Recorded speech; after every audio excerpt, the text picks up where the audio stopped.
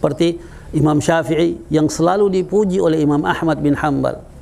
Imam Ahmad bin Hanbal puji ini Imam Syafi'i luar biasa, anak di depan anaknya, sehingga satu waktu Imam Syafi'i datang ziarah dan tidur di rumahnya Imam Ahmad, dan anaknya Imam Ahmad lihat ini orang yang dipuji ini, apa dia punya amal sehingga dipuji oleh ayahnya.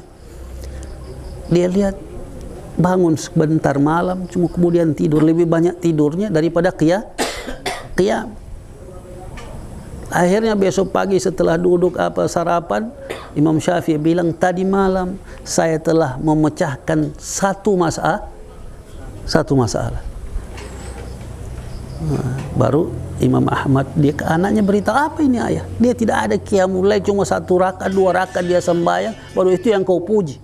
Ternyata tidurnya tadi memecahkan masalah hukum, ya. Itu zikrullah. Maka oleh itu kadang-kadang ada hadis Nabi, bukan kadang-kadang, ada hadis Nabi mengatakan, naumun alimun asyaddu ala syaitan min ibadati abid. Tidurnya seorang yang berilmu itu lebih ditakuti syaitan daripada ibadahnya ahli ibadah.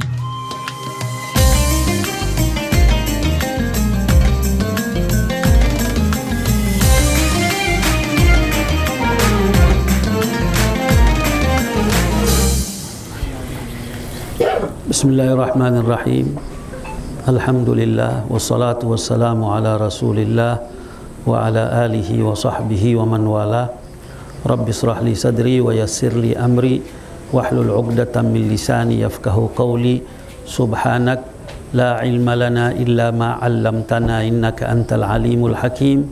Wa la haula wa la quwwata illa billahil aliyyil azim. Allahumma rzuqna fahman nabiyyin wa hifdha mursalin wa sur'ati ilhamin malaikatil muqarrabin. Allahumma aghnina bil ilmi wa zayyinna bil hilmi wa akrimna bit taqwa wa jammilna bil afiyati ya arhamar rahimin. Wa sallallahu ala khairi khalqihi Muhammadin wa ala alihi wa sahbihi wa sallam. Walhamdulillahi rabbil alamin. Assalamualaikum warahmatullahi wabarakatuh. Alhamdulillah, puji syukur kehadirat Allah Subhanahu wa taala, karena pada bulan ini, di bulan puasa ini, kita dapat bersama-sama, ya, setelah kita mendengarkan penjelasan tentang hukum berpuasa. Kalau hukumnya sudah dibicara, kita bicara lain lah, ya. Tapi ada kaitannya juga dengan puasa.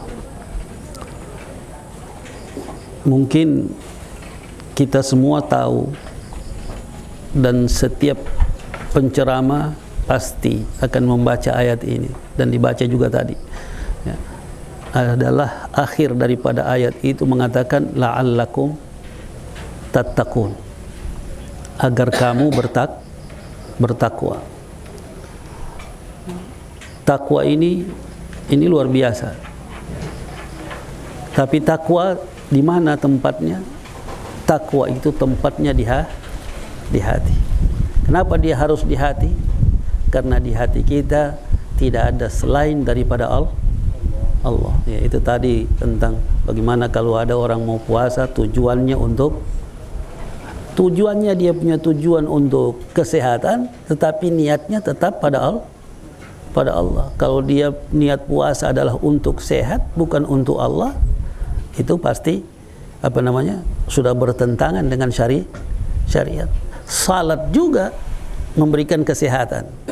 Gerakan-gerakan dalam salat itu juga kesehatan. Tetapi apakah kita salat itu karena kesehatan? Tidak. Bagaimana? Contohnya Nabi Muhammad. Kenapa dia salat banyak? Dia bilang, aku ingin menjadi orang yang bersyukur. Ada hal-hal yang diberi oleh Allah kepadanya, yang mana pemberian-pemberian itu perlu dia syukuri. Salah satu kesyukurannya ialah dengan melakukan ibadah, ya.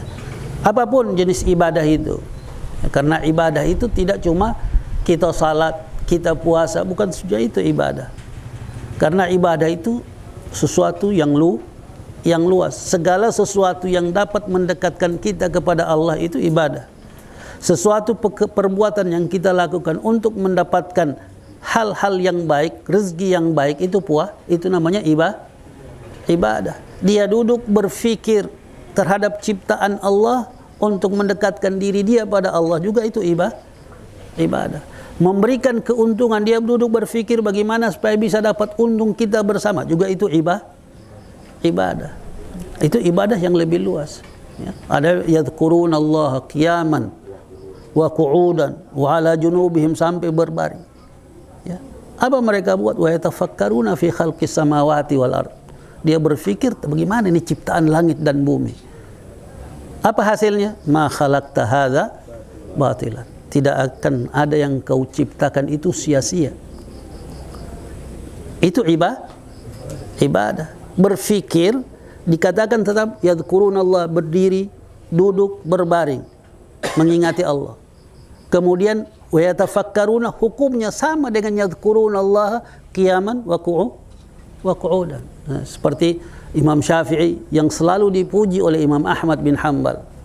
Imam Ahmad bin Hanbal puji ini Imam Syafi'i luar biasa. Anak di depan anaknya. Sehingga satu waktu Imam Syafi'i datang ziarah dan tidur di rumahnya Imam Ahmad. Dan anaknya Imam Ahmad lihat ini orang yang dipuji ini, apa dia punya amal sehingga dipuji oleh ayahnya. Dia lihat bangun sebentar malam, cuma kemudian tidur, lebih banyak tidurnya daripada qiyam.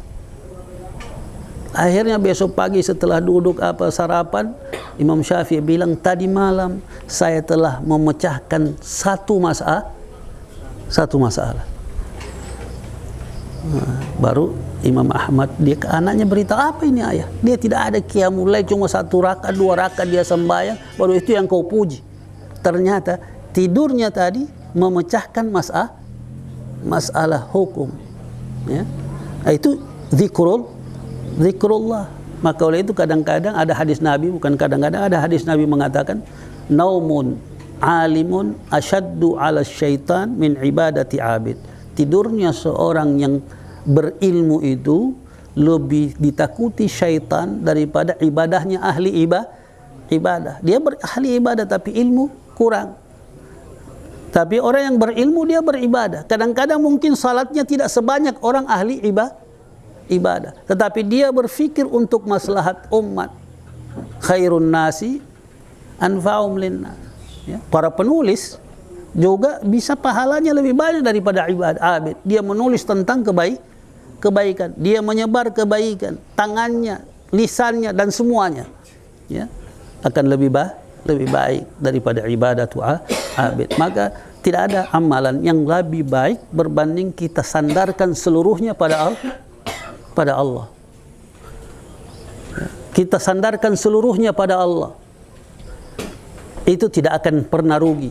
Siapa yang menyandarkan amalannya, keinginannya kepada Allah, orang ini tidak akan merugi. Dia akan untung, karena keuntungan itu tidak harus yang kita dapati ketika kita hidup di dunia, tetapi keuntungan yang paling besar bagi orang-orang yang beriman ketika inda liqa'i rabbi. Ya, oleh itu dikatakan lis-saimi farhatan. Bagi orang yang berpuasa itu 2 kegembiraan. Farhatun inda iftarihi. Kegembiraan pertama ketika dia berbuka puasa. Apa yang lebih enak kita bicara sekarang kira-kira? Mari kita bicara ikan garam. Mari kita bicara itu, bicara ini, sambal terasi pakai ikan garam, ya, sirup ABC. Apa rasanya? Nikmat. Itu kita sudah rasa gembira, apalagi kita lihat lagi rupa tambah kegembiraan kita. Katanya itu farhatun al-awwal, kegembiraan yang pertama inda iftarihi, ketika dia mau berbuka puasa. Ketika dia berbicara tentang apa yang harus dia buka puasa. Ketika itu dia merasa luar biasa semangat. Tapi sebenarnya kita masih berpuasa. Walaupun kita telah berbuka, kita masih berpuasa.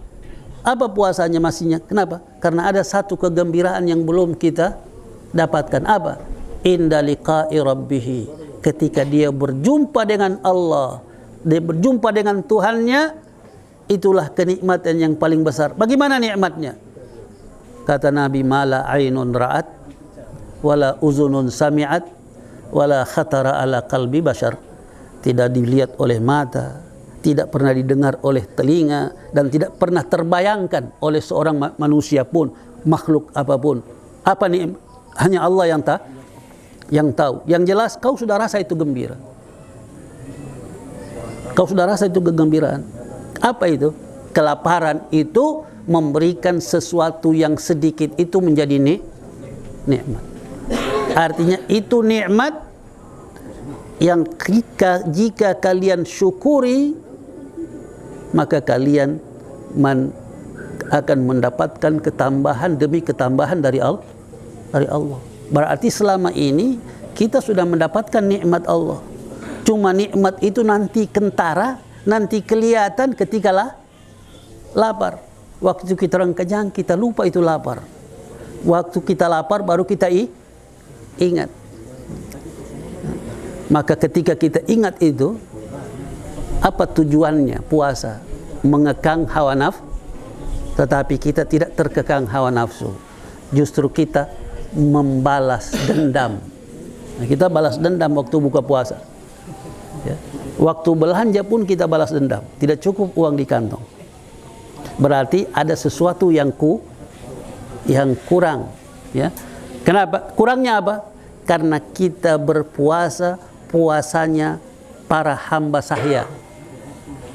Puasanya hamba sahaya ini ialah melepaskan kewajiban. Yang penting aku puasa selesai, sudah lepas kewajiban. Kita tidak berpuasa benar-benar karena Allah menginginkan kita berpuasa agar ada rasa di hati bahwa kita juga ada orang lain juga yang lapar. Justru itu zakat itu diwajibkan oleh Allah ketika di bulan puasa. Kenapa? Supaya kau tahu itu lapar luar biasa. Masih banyak orang lapar. Tapi kita tidak tahu. Bahkan mungkin tetangga yang punya harga diri sehingga tidak mau menonjolkan kesusahannya. Maka Nabi mengatakan kepada kita bahwa berbagi-bagilah walaupun cuma sedikit. Ya. Sehingga Nabi mengatakan coba engkau berlindung dari api neraka walau bisyikkit tamrah. Walaupun sebahagian setengah itu kau punya satu biji korma, kau ingin selamat dari api neraka, kau bagi dua itu kormamu, kau kasih setengah kepada kau, makan setengah. Ittaqun nar walau bisyikkit tamrah. Ya.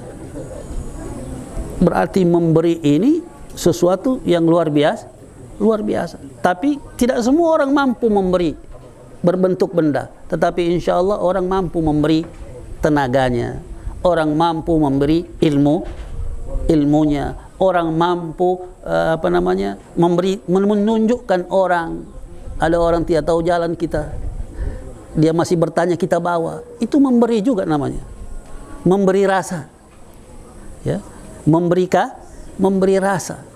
Ya, ini yang kurang bagi kita. Kita kadang-kadang hanya memberi berbentuk benda.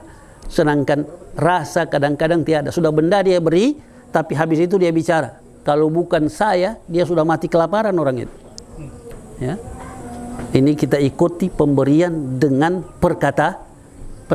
Padahal bukan itu. Cukup engkau tidak bilang pun Allah tahu. Tidak perlu orang lain yang tahu. Orang yang beriman itu seperti itu. Kalau tangan kanannya memberi, sampai seakan-akan digambarkan tangan kirinya pun tak tahu dia pernah memberi sesuatu. Ya. Karena dia beri yang dia harapkan reda Allah subhanahu wa ta'ala. Artinya bulan puasa ini memberitahukan kepada kita bahwa banyak yang telah diberi oleh Allah subhanahu wa ta'ala kepada kita, dan ditambah lagi sudah berapa banyak pemberian itu yang kita syukuri. Artinya ada orang biasa nanti dia pertama kalimat syukur itu kan kata alhamdulillah. Bahkan ada orang dia minum juga karena dia beriman, babunyi dia punya biasa orang kalau minum banyak itu, ya, minum topi miring biasa itu. Tahu topi miring? Nah, dia minum topi miring, dia bunyi dia bilang alhamdulillah. Tapi alhamdulillah dia masih ingat itu. Kenapa? Jangan kita pernah takut dengan dosa yang kita lakukan. Tetapi yang kita takut, kita tidak sempat bermohon ampun dari Allah dari dosa itu. Ya, kita takut bahwa kita tidak sempat untuk memohon keampunan dari Allah.